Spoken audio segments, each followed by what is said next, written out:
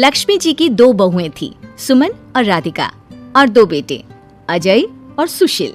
लेकिन लक्ष्मी जी के बहू बेटे उनको अपने साथ रखने को तैयार नहीं थे। बहुओं के तेज स्वभाव के चलते लक्ष्मी जी को अपना ही घर छोड़कर एक किराए की कोठरी में रहना पड़ रहा था। कुछ दिनों से उनके बेटों ने उन्हें पैसे देना भी बंद कर दिया था। ऐसी स्थिति में लक्ष्मी जी ने अपनी जमा पूंजी से एक छोटी सी दुकान खोली। एक दिन शाम के वक्त, अजय सुनते हो, तुम्हारी माँ ने दुकान खोली है। दुकान अब इस उम्र में दुकान पर बैठेगी वो। अब क्या किया जा सकता है, माँ की तो बुद्धि सठिया गई है। मोहल्ले में मजाक बनाएंगे सब हमारा। अरे जेठ जी, इसमें परेशानी क्या है अगर सासू माँ ने दुकान खोली है? हाँ, राधिका ठीक तो कह रही है। अपनी दुकान पर बैठी रहेगी, कम से कम हमें परेशान तो नहीं करेंगी।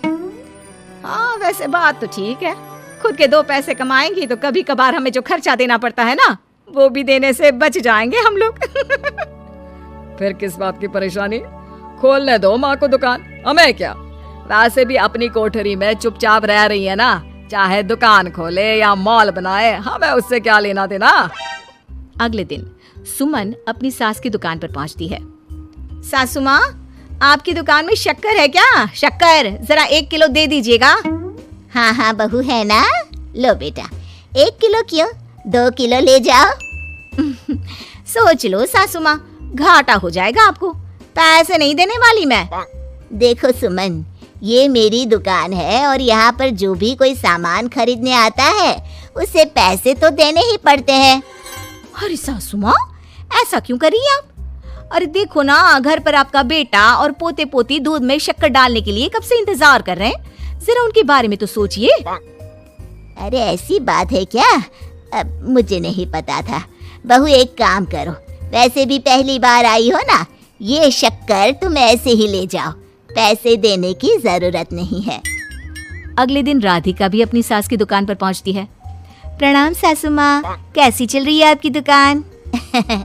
बस बेटा, जैसे तैसे करके काम चला रही हूँ। तुम बताओ, घर में सब राजी खुशी है ना? हाँ हाँ मम्मी जी, सब कुछ ठीक ठाक है।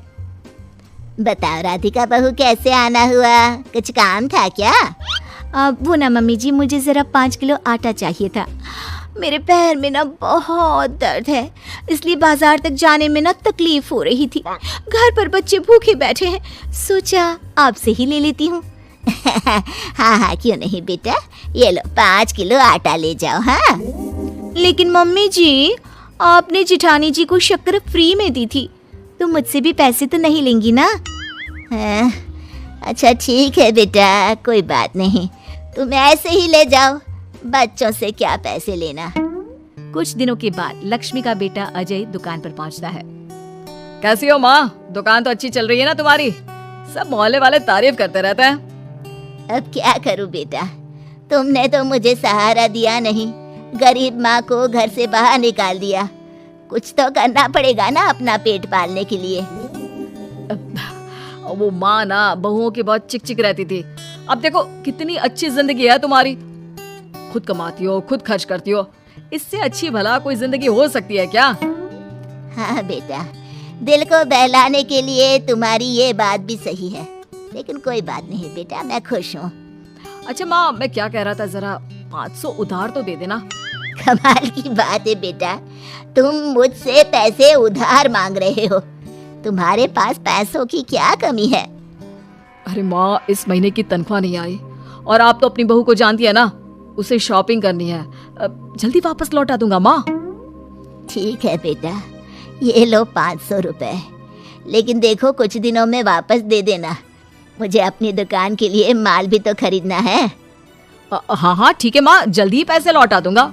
बहुत दिनों तक अजय अपनी माँ लक्ष्मी के पैसे वापस नहीं देता और सुमन और राधिका बार बार किसी न किसी बहाने से अपनी सास लक्ष्मी की दुकान से बिना पैसे दिए खूब सारा सामान ले आती है, जिसकी वजह से लक्ष्मी को अपनी दुकान में बहुत घाटा होता है।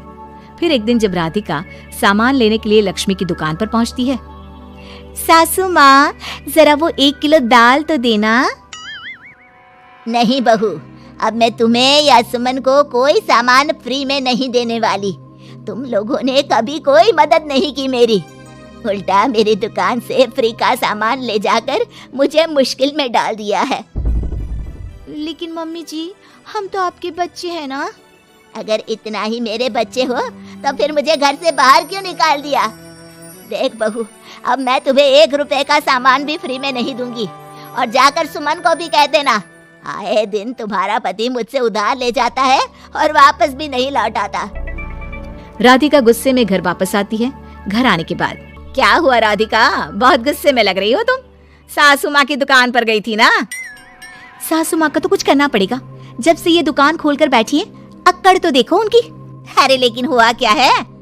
होना क्या है, दाल लेने गई थी, मुझे 4 बातें सुनाकर उल्टा भेज दिया, कुछ दिया भी नहीं। ये तो सासू माँ ने ठीक नहीं किया। देखो मेरे पास ना एक बहुत अच्छा प्लान है। कैसा प्लान भाभी? हम अपनी सासू माँ की दुकान में किसी चोर से कहकर चोरी करवा देते हैं और सारा सामान अपने घर मंगवा लेंगे। उसके बाद हमारे पास फ्री में सामान भी आ जाएगा और सासू माँ की अकल भी ठिकाने आ जाएगी। ठीक है भाभी, मैं आपका पूरा साथ दूंगी। अब जल्दी से ये काम करवा दीजिए। और 2 दिनों के बाद सुमन और राधिका एक चोर से मिलकर लक्ष्मी की दुकान में चोरी करवा देते हैं। हे भगवान, ये क्या हो गया?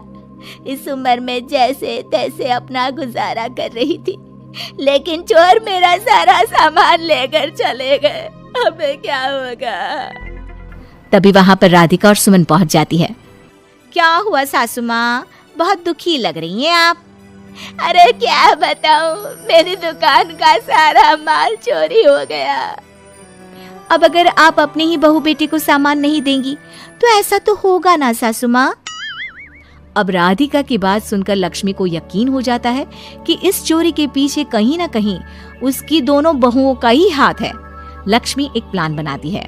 पैसे उधार लेकर अपनी दुकान में फिर से खूब सारा सामान ले आती है। अरे भाभी, देखा आपने, सासू माँ की दुकान तो फिर से सामान से भर गई है। हाँ वही तो, मैं तो सोच रही थी कि एक बार में उनकी अकल ठिकाने आ जाएगी, पर लगता है फिर से कुछ करना पड़ेगा। लेकिन अब हम क्या कर सकते हैं? अरे वही जो हमने पहले किया था। इसका मतलब फिर से चोरी करवाएंगे? हाँ, उसके बिना हमारा काम कैसे चलेगा? और इस बार चोरी करने हम दोनों चलेंगे, कुछ नहीं छोड़ेंगे उनकी दुकान में। सुमन और राधिका दोनों मिलकर लक्ष्मी की दुकान में चोरी कर लेती हैं और सारा सामान चुपचाप अपने घर के स्टोर में लाकर रख देते हैं। लेकिन सुबह होते ही लक्ष्मी पुलिस लेकर सुमन और राधिका के घर पहुंच जाती है। इंस्पेक्टर साहब, मेरी इन दोनों बहुओं ने ही घर में चोरी की है। अरे ना ना इंस्पेक्टर साहब, ये हम पर झूठा इल्जाम लगा रही हैं। अरे हम क्यों इनकी दुकान में चोरी करने लगे? माँ, आपको शर्म नहीं आती अपनी बहू पर झूठा इल्जाम लगाते हुए? हाँ माँ, हम आपके बेटे हैं और ये आपकी बहुएं हैं, आप ऐसा कैसे कर सकती हैं? लक्ष्मी जी, क्या आपके पास कोई सबूत है? अरे इंस्पेक्टर साहब, आप इनकी बातों में मत आइए। ये हमारी माँ है और इनकी दिमागी हालत ठीक नहीं है, इसीलिए तो हमसे अलग रहती हैं। इंस्पेक्टर साहब, मेरी दिमागी हालत बिल्कुल ठीक है और मेरे पास इन दोनों के खिलाफ बहुत बड़ा सबूत है। बताइए क्या सबूत है आपके पास? आप जरा मेरी दोनों बहुओं के हाथ पानी से धुलवा दो, फिर सब कुछ साफ साफ पता चल जाएगा। अरे हाथ पानी से धोने से क्या होगा माँ? आप दोनों मेरे सामने अपने हाथों पर पानी डालिए। जैसे ही राधिका और सुमन अपने हाथ पानी में डालती हैं, उनके हाथों का रंग लाल हो जाता है और ये देखकर सब लोग हैरान रह जाते हैं। अरे ये क्या, तुम्हारे हाथों का रंग अचानक से लाल कैसे हो गया? क्योंकि मैंने अपनी दुकान के सारे सामान पर एक तरह का केमिकल लगा कर रखा था। मुझे पता था जो भी चोरी करने आएगा वो सामान को अपने हाथों से उठाएगा और उसके हाथों पर रंग लग जाएगा। अरे माँ, आप तो बहुत चालाक निकली। इसे चालाक नहीं बेटा, बुद्धिमान कहते हैं।